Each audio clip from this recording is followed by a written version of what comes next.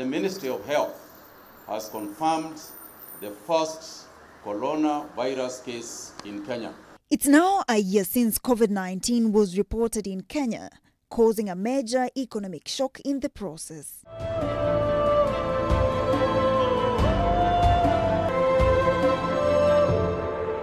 The tourism and travel sector has been one of the worst hit. I think we were the worst hit of all sectors of the economy. According to Kenya Association of Hotel Keepers Chief Executive Officer Mike Masharia, players in the hospitality sector expected the pandemic to last for at least 3 to 4 months. We were getting ready for a 3-4 month period of no business. You remember, as a country, we shut down Nairobi and Mombasa.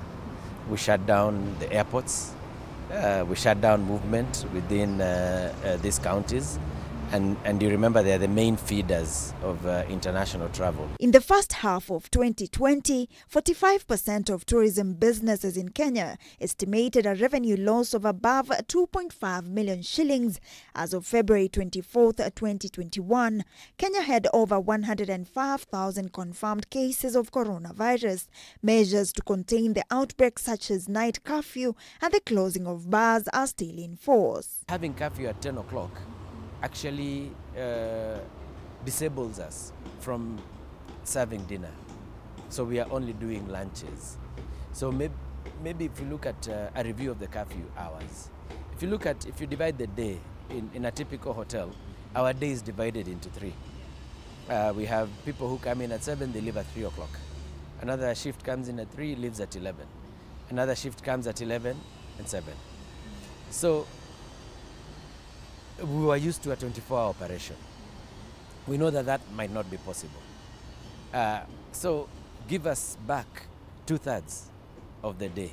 Last weekend, we had almost 80% occupancy, but for only 2 days. So the cumulative occupancy of the hotel can be something like 25 to 30%. And that is for the few hotels which are very strong in the local market. We have got 2 charters that are starting to come back. There was a Polish charter that came in in January, and now in March there is a new charter coming in, the Ukrainian charter, which will be bringing about 170 people per week back to back. So that is an increase in the people coming into Kenya. So, and this is coming directly to the coast. So that is good.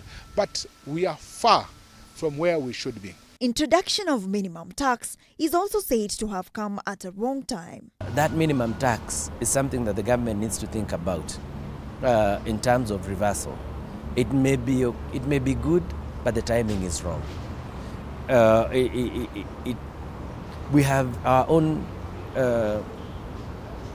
ideas about how government can collect more money without necessarily taxing the same old people. Also due to the pandemic, the use of hard cash fell substantially in the early days of the pandemic, with an acceleration in online shopping and contactless payments. Mobile money is like the thing. Like, yeah, people, I'm sure even yourself, you rarely have cash. Yeah, so mobile money will really facilitate e-commerce, because now it can enable payments through these e-commerce platforms. The good thing is that, not the good thing about the pandemic, but the thing about the pandemic is that people realize that you have an option. As opposed to going outside and exposing yourself, you have an option of getting things to come to you, so reducing the exposure. Even as the country carefully reopened various sections of the economy, it came with immense business innovations. Kenya Airways, for instance, had to calibrate the passenger planes to aid in cargo transportation, which could not only earn better income to the already ailing carrier, but also boost exportation out of the country. Kenya, which is East Africa's largest economy, will probably expand by 6.4% this year, with growth expected to slow to 5.5% in 2022, with upcoming elections likely to dampen the activity.